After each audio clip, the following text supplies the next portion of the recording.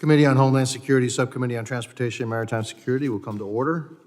Without objection, the chair may declare the subcommittee in recess at any point. Today's hearing will examine TSA's post-modernization efforts through organizational oversight. I now recognize myself for an opening statement. Today, our subcommittee is meeting to discuss the organizational structure of the Transportation Security Administration, opportunities for Congress to ensure that the agency carries out its mission effectively, efficiently, and in a cost-effective manner. TSA is an organization that was formed in response to the tragic acts of terrorism that took the lives of nearly 3,000 innocent Americans on September 11, 2001. In the aftermath of the terrible casualties and destruction, the U.S. government overhauled its approach to transportation security to prevent similar attacks in the future. Now, 22 years later, TSA employs over 60,000 brave men and women who take on the difficult mission each day to keep our transportation sector safe, particularly at our airports. As with all organizations, as TSA has matured, it has taken on more responsibility and expanded its roles and capabilities. This committee believes that TSA's organizational structure must support its mission, and to do that, TSA must have clear goals and be streamlined for effective operation. When I was mayor of Miami-Dade County, I evaluated the structure and corresponding costs of our system, and I found that by implementing budget reductions, the system actually worked more efficiently. In 2018, TSA underwent a significant reorganization aimed at enhancing its efficiency, effectiveness, and responsiveness to emerging threats. We are here today to discuss how effective those transitions have been and to hear from the deputies that are tasked with executing Administrator Pekoski's vision. So far, the 118th Congress, this subcommittee has covered several critical issues TSA faces today. We are especially focused on technology at TSA, workforce pay, the impending Real ID transition, and the ongoing issue regarding the September 11th security fee. In previous hearings, we have discussed the importance of developing and deploying new cutting-edge technologies at airport security checkpoints that allow transportation security officers to thoroughly screen all passengers in a time-efficient and minimally invasive manner. However, TSA's current projections show a pessimistic outlook for when the entire flying American public can expect to have access to the most technologically up-to-date systems. Administrator Pekoski has told the committee that we should not expect to see a final rollout of the technology in the 2040s. We have also discussed the new pay plan that was implemented on July 2nd, 2023. TSA employee satisfaction consistently ranks low, and attrition rates are high. Administrator Pekoski has communicated to me that TSA is already seeing lower attrition levels because of these pay increases. I have concerns about the current path to TSA's pay equity, particularly the long-term viability of the new pay plan. We have been told by TSA that unless the pay increase is annualized, there is a possibility that TSA will have significant issues moving forward. I think I speak for all of us on the committee that we want to see the frontline personnel paid a fair and equitable wage on parity with the rest of the federal government. I'm ready to work with my colleagues across the aisle to find an effective long-term solution. Finally, we have also examined the September 11th security fee, or passenger security fee, and the current diversion of this fee. While the fee, which stands at $5.60 per one-way trip, was intended to fund TSA's operations at airports, part of the fees collected from U.S. Air travelers is currently being diverted to the Treasury to pay for interest on the national debt. Additionally, there has been no effort from TSA to prioritize checkpoint technology from funds provided by the fee collection. TSA sets aside around $250 million annually from this fee collected for checked baggage technology. It's time that TSA prioritizes checkpoint technology, which all air passengers interact with during their travels, in the same way that the agency prioritizes checked baggage technology. While the fee diversion is a difficult issue because of the budgetary implications of ending the fee diversion, I am confident that we can find a solution to ensure that TSA can access the fee collected to accelerate the deployment of new technologies. I'm also encouraged that in last year's administrator's intent, Administrator Pekoski prioritized innovation in technology as well as investment in the agency's frontline workforce, two priorities of this subcommittee. However, this subcommittee must continue to examine further opportunities to make TSA more efficient and ensure safety across the entire transportation sector. I look forward to discussion and the solutions that are offered. I now recognize the ranking member, the gentleman from Michigan, Mr. Thenadar, for his opening statement. Good morning, and thank you, Chairman Jimenez, for calling today's hearing. And thank you to all of our witnesses for being here. For 25 some years, I ran small businesses. And running a small business, making sure that I honor my payroll every 2 weeks and take care of my employees and still have a little bit of money left to invest. I understand the importance of running an operation in an efficient manner and having the revenues or the budget to serve and do the mission that is critical to your organization. The TSA was, as you know, established in the aftermath of the September 11th, 2001 terrorist attacks, making it one of the federal government's youngest agencies. Over the past 2 decades, TSA has experienced numerous changes in leadership and restructuring as it has matured into an efficient and an effective agency. Most recently, in 2018, Congress passed the TSA Modernization Act, which provided high-level direction for TSA's organization structure, set a 5-year term for the position of the TSA administrator, and required TSA to conduct an efficiency review to streamline its operation. In addition, TSA Administrator David Pekoski directed a realignment of agency functions concurrent to the development and passage of the TSA Modernization Act. Under the restructuring, TSA aligned functions under 4 pillars, which are represented by the witnesses present today. Though there is always room for improvement, I believe this structure is serving TSA well. I look forward to hearing from today's witnesses about how Congress can best support TSA as it continues to mature. Conducting oversight of TSA's long-term priorities and growth as an agency is important, but as we sit here today, TSA faces dire short-term problems. Yet again, we find ourselves on the verge of an unnecessary government shutdown due to Republicans' failure to govern.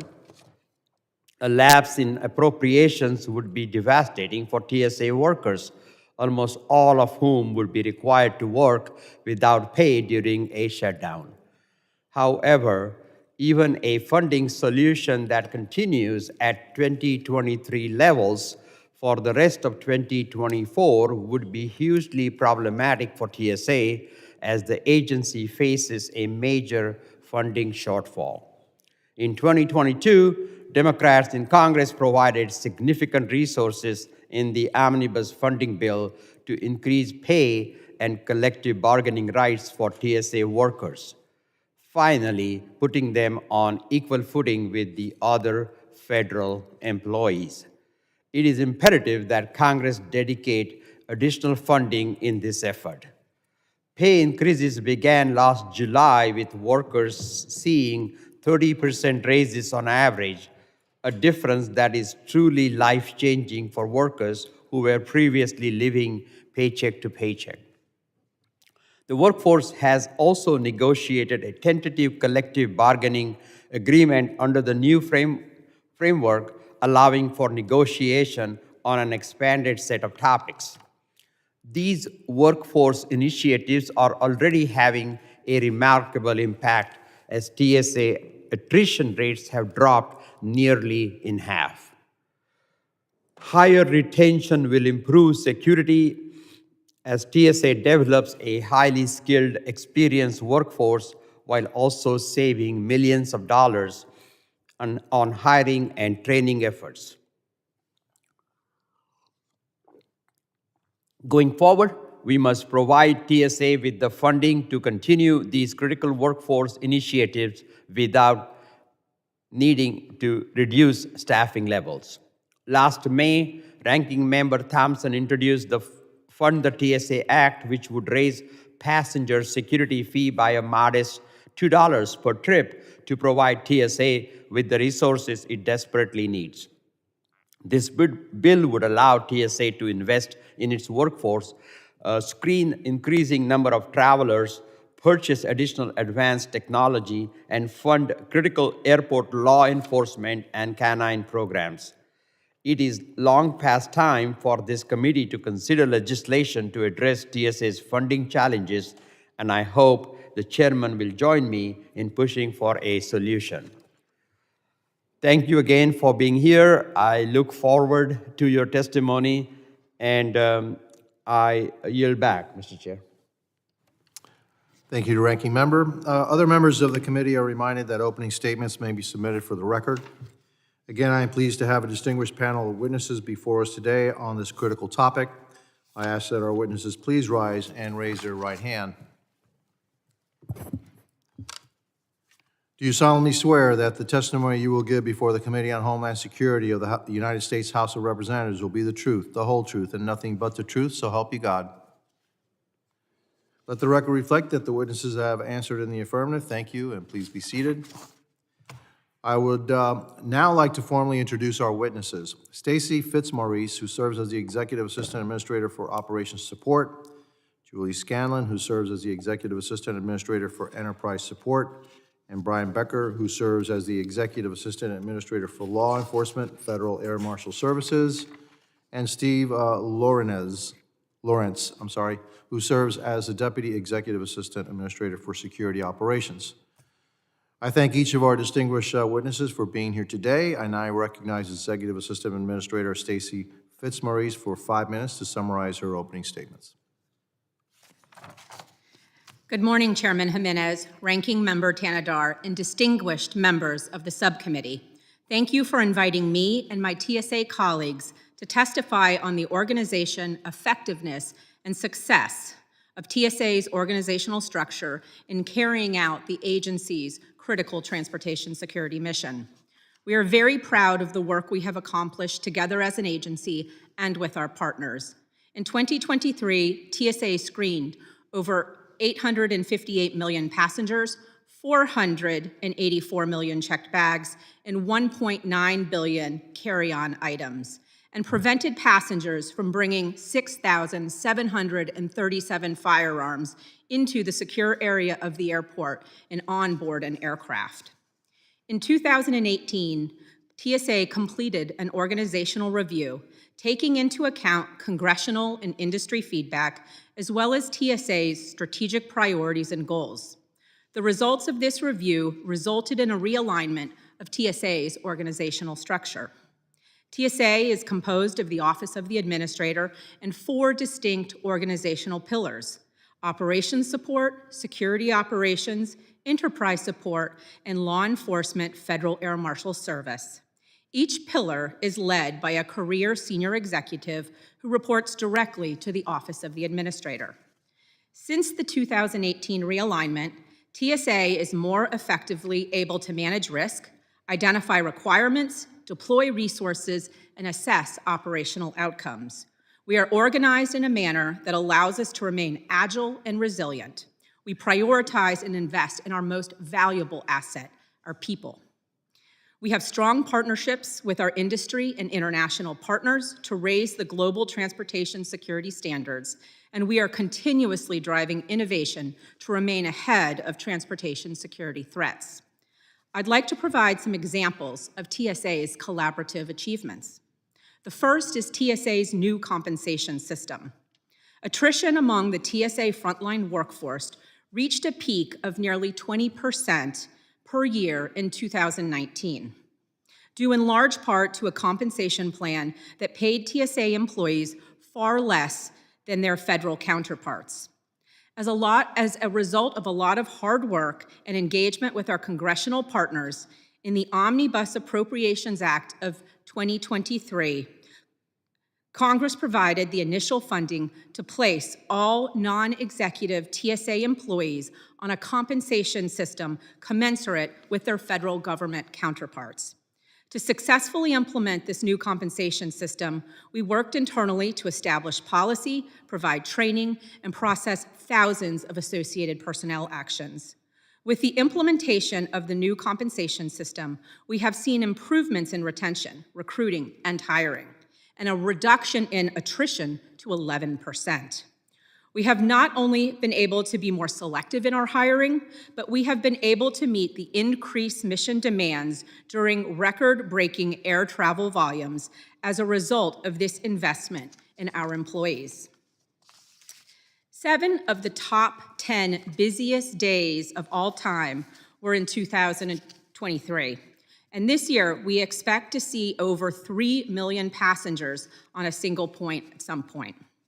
Our success was a direct result of our planning and hiring efforts, coupled with innovative procedures and technologies and close coordination with our industry partners to meet the increased mission demands.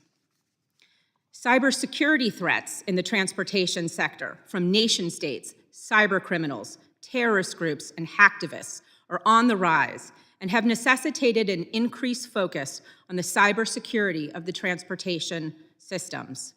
Following extensive collaboration with federal partners, engagement with industry, and feedback from stakeholders, TSA has issued cybersecurity requirements for airports and airlines, pipelines, and railroad carriers. TSA's increased the number of employees dedicated to cybersecurity in units responsible for intelligence, risk analysis, policy development, and compliance. Our collective efforts have directly contributed to increasing cybersecurity resilience of U.S. critical infrastructure. Since our urgent creation, TSA has emerged as an agile security agency that works with our interagency, state and local, international, and industry partners to outmatch the dynamic threats to our transportation system. We are proud of the agency's evolution and our workforce who has made this progress possible. Chairman Jimenez, Ranking Member Tanadar, and members of the subcommittee, my colleagues and I thank you for the opportunity to appear before you today, and we appreciate the subcommittee's ongoing interest and support of TSA's critical security mission. We look forward to your questions. Thank you, Ms. Fitzmaurice. I now recognize Executive Assistant Administrator Julie Scanlon for 5 minutes to summarize her opening statements. Thank you. I appreciate the opportunity to speak today. I have the privilege of leading TSA's enterprise support, which lays the foundation for the entirety of TSA's workforce of nearly 64,000 employees, both domestically and internationally. My pillar ensures that staffing remains healthy and employees are trained.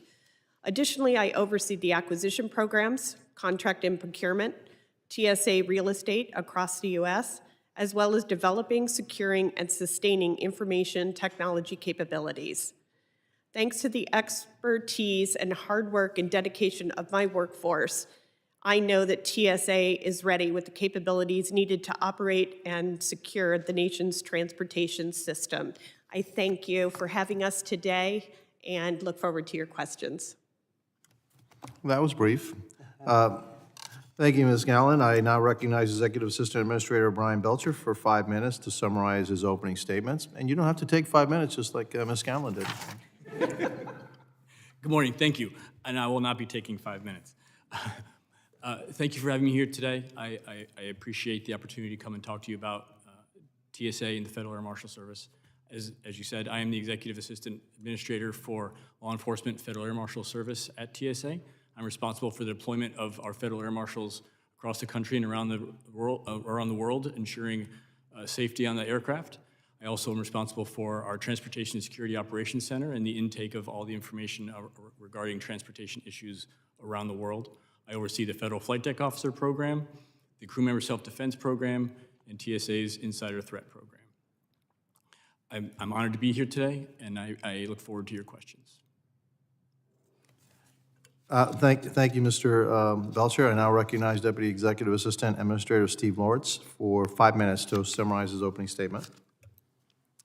Good morning, and thank you very much for having me here. It truly is an honor and a privilege, first of all, to be in front of you today and represent really the operational arm of TSA.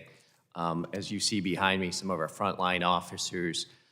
Within the portfolio of security operations, I have the privilege to work with and walk next to some amazing people.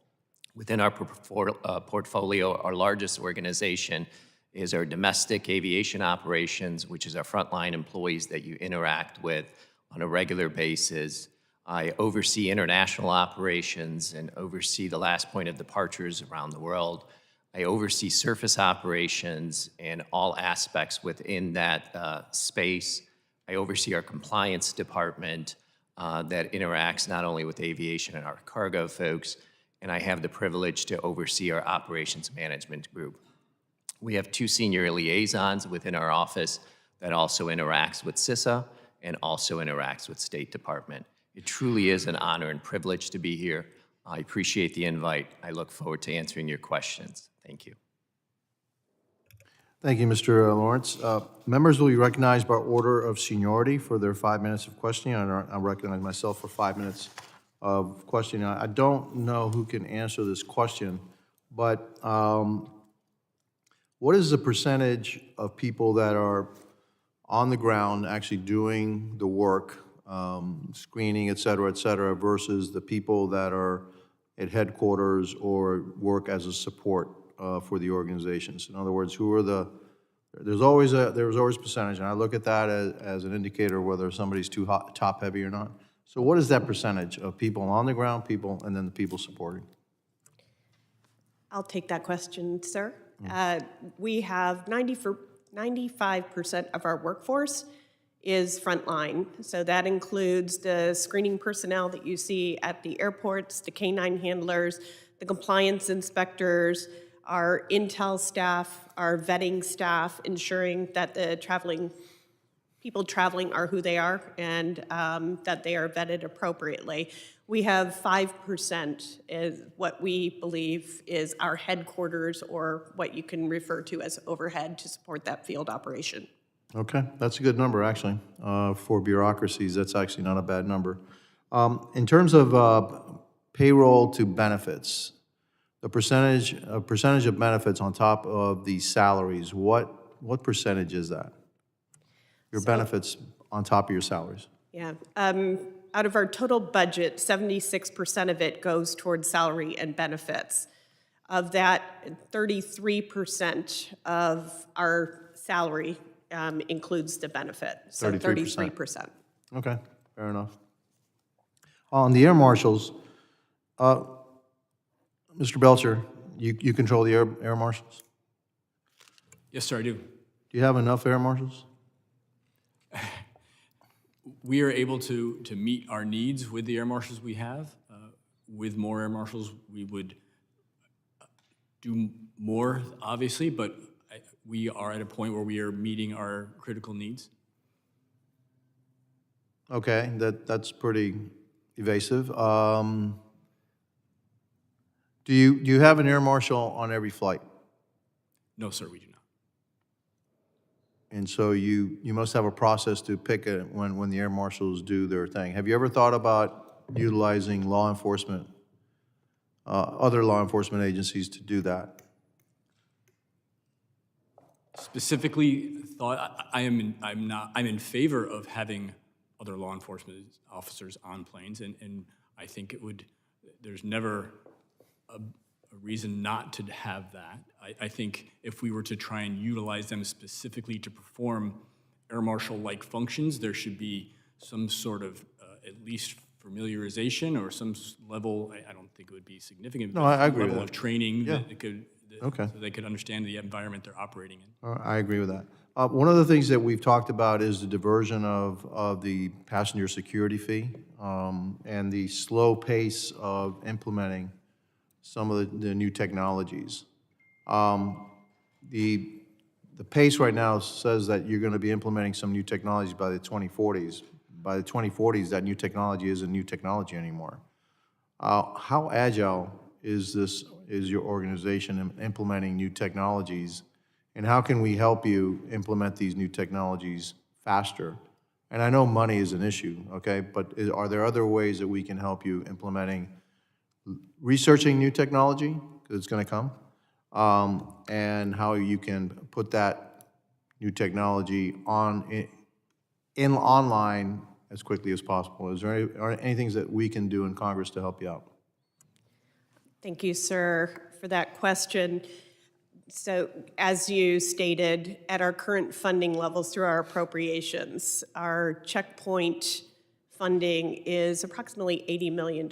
So that will take us through 2049 to get our computed tomography CT machines out there, and 2042 to get our credential authentication technology out to the airports that we need them to be in. Currently, we have vendors ready to excel the delivery of that system.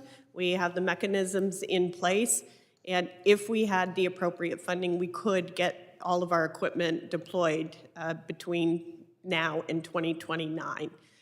The new technology, we work very closely with Stacy's shop. They are continually looking at new technologies, working with our science and technology branch, as well as working with vendors to look at those emerging threats and to try and develop algorithms and technology to make sure that we are equipped.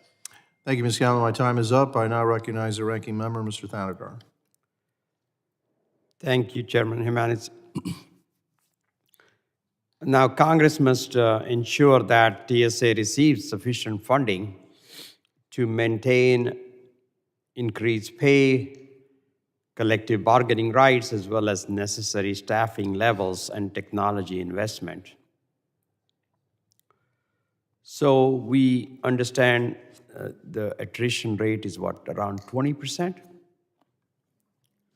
It was around 20%. And now it's 11. Reduced to 11, yes, sir. Now it's 11, which is great, Certainly, pay increases is a big issue there. Having those collective bargaining rights is a big issue. What other issues there might be? So is there a process where you conduct exit interviews when staff leaves, and have you tabulated, compiled any information to understand what are the non-pay, non-compensation issues that may be affecting the turnover? So we do ask our employees to take an exit interview, exit survey as they leave. Pay was the number one in 22 and early 23. It has dropped to like the number 3 reason, I believe, on the exit surveys on why employees leave. The first would be a different career field, career choice. Second would be probably the environment. I haven't specifically looked at those survey results, but with an 11% attrition, we're well within normal attrition for other federal agencies. Last pay period, our attrition was down to 10.4% for our screening workforce specifically. So we believe that the pay compensation system that Congress granted to us last year at the fourth quarter, we so appreciate it. We have seen an increase in morale with employees. We have seen a more stable workforce. We have seen a more focused workforce. They don't have to worry about getting to that second and third job. So those are some of the tangible benefits that we've seen with that pay increase. So thank you so much for giving us that last year. Now, we also have seen in some other federal agencies, federal employees, especially federal employees that have very stressful environment, that there are, stress issues, mental health issues. Have you seen any of that in either the exit interviews or just feedback that you get from your TSA employees in terms of stress, mental illness? And is that something that we've seen more or less since COVID? What do you know about that? So I would say that there have always been stressful times at the checkpoint for our frontline personnel. I would say now that we have the pay compensation plan, some of those external stresses have alleviated, but we are very concerned about the mental health of our employees. We are concerned about the suicides that are happening, it seems, in every occupation a little more frequently. So we do have a gatekeeper program that we have instituted, and we have also trained approximately 3,000 of our employees across TSA, and we will continue to do that. We also have a program with the Federal Air Marshals, if you want to expand upon that, Brian, but working together, we believe that we're getting the tools and resources to our employees that they need. Thank you. My time is running out, so I'm going to be quick here, but Politico recently reported that Senator Ted Cruz is requiring TSA to provide some special treatment for members of Congress and federal judges and all kinds of staff. I am not for it. I think a system should be developed that should be good enough for the people as well as members of Congress, and I don't think members of Congress needs any special treatment at TSA points.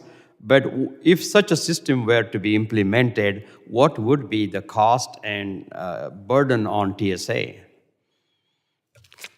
I can take that question, sir. So first of all, I think it's important to understand that this would be a mission change for TSA.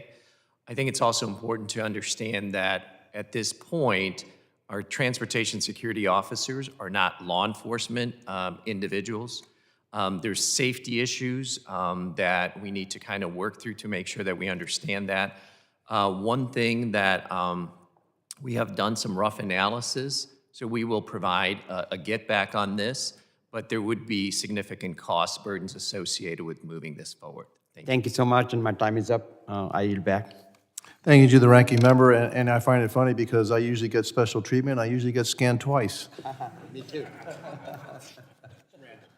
Randomly, yes. The chair now recognizes the gentleman from Louisiana, Mr. Higgins. Thank you, Mr. Chairman. It's important that we get this right because the American people are touched by air travel on a regular basis. So I'm going to use some round numbers, and I'm hopeful that either the panel as a whole or individually you can respond and clarify. Does TSA handle about 850 million passengers a year? Is that roughly accurate? Yes, sir. In 2023, we processed over 850 million passengers. So again, I'm using round numbers here because air travel is increasing, picked back up from COVID, getting back to pre-COVID levels and beyond. People are excited to be able to travel again. So there are about 850 million people buying passenger tickets, and when we buy a ticket, we pay a security fee. It's $5.60 for a one-way trip. So we don't even notice it. We look online, we find the least expensive ticket, with the best seat on whatever airline we prefer. We choose from 2 or 3 according to airports we can use. We're just trying to get to where we're going. Trust me, there's no Americans out there making a decision on buying a ticket based upon a $5.60 security fee. But as an American, call us crazy, we would think that a security fee might be used for security. Just putting that out there as a wild thought. So you got 850 million people paying a minimum of $5.60 because it's $11.20 for a round trip ticket. So let's just use minimal numbers. That's $4.7 billion. Is that about accurate? You're collecting somewhere between $4 and $5 billion in the TSA security fee from individual airline tickets? With 850 million travelers? Is that roughly correct? I'm not trying to put anybody on the spot. We're trying to get to the reality here that TSA should almost be self-funded. And Americans would think that that would be the case, but this money is being diverted. At some point in this town, a decision was made, let's just take that money from its intended purpose and move it over here. And the Americans didn't notice that this had happened. But you've got to be able to hire and retain quality people in TSA.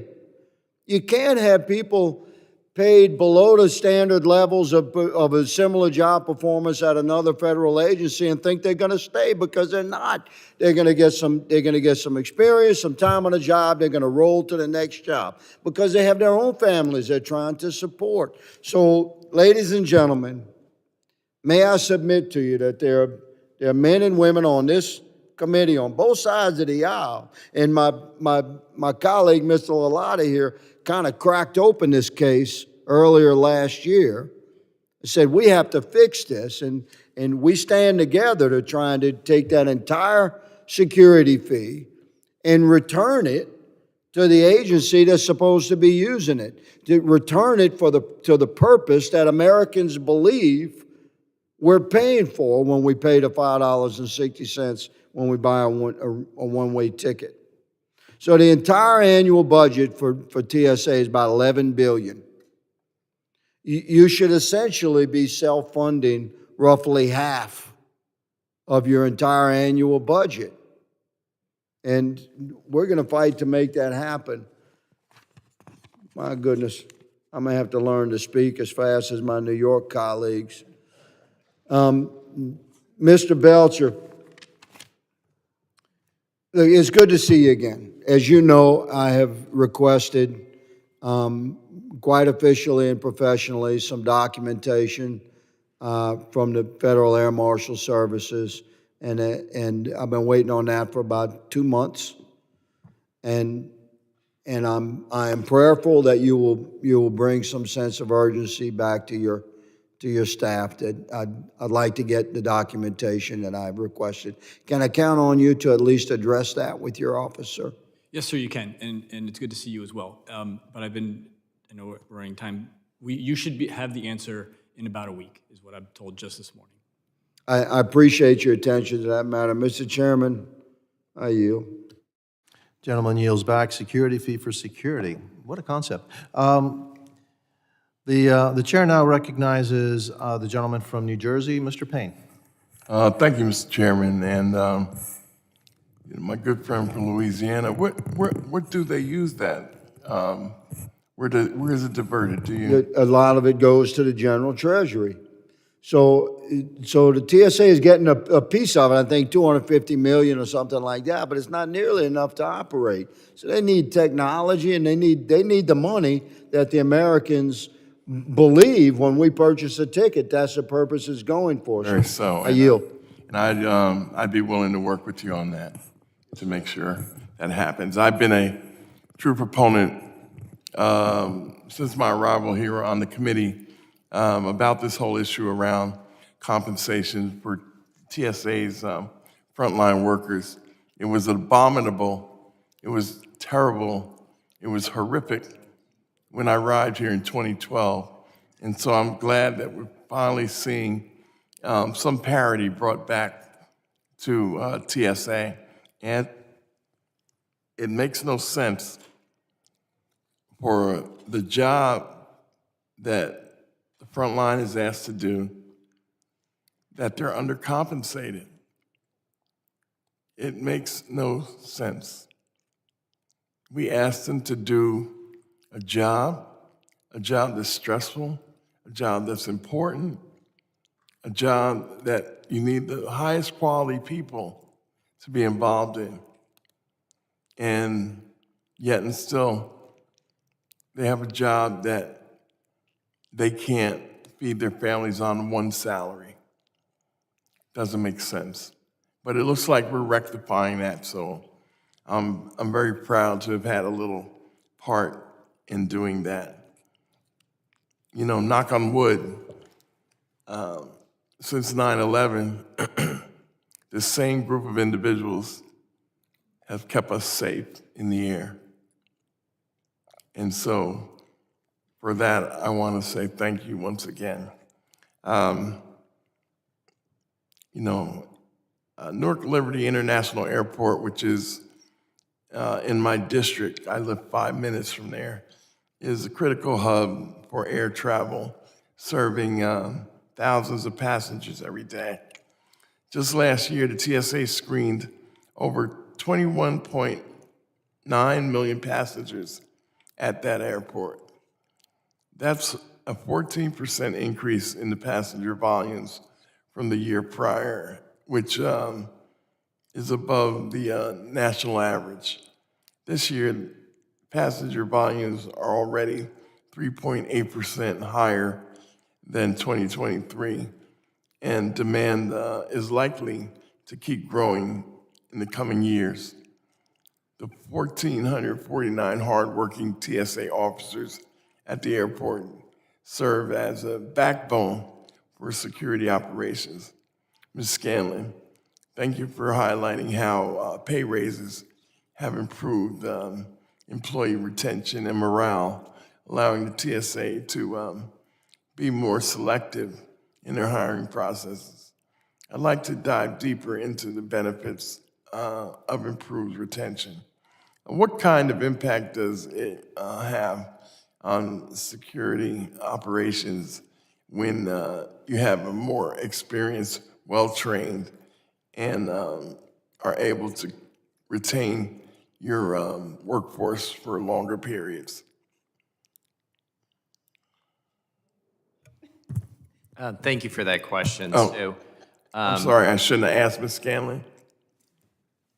Whoever. I could take a quick stab at that, sir. So first of all, thank you. It has a tremendous impact to have a well-trained workforce, making sure that we process, a lot of passengers that are coming at us. Yesterday is a good example, sir. We had an average day at TSA. We processed 2.5 million passengers. We detected 17 firearms. Most of those are loaded.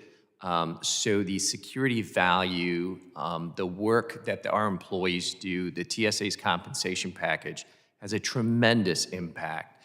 The experience of the workforce to make sure that they understand technology, they understand processes. There's a learning curve associated when you onboard people within the organization. So to your question, I appreciate the support from each and every one of you as far as the compensation package.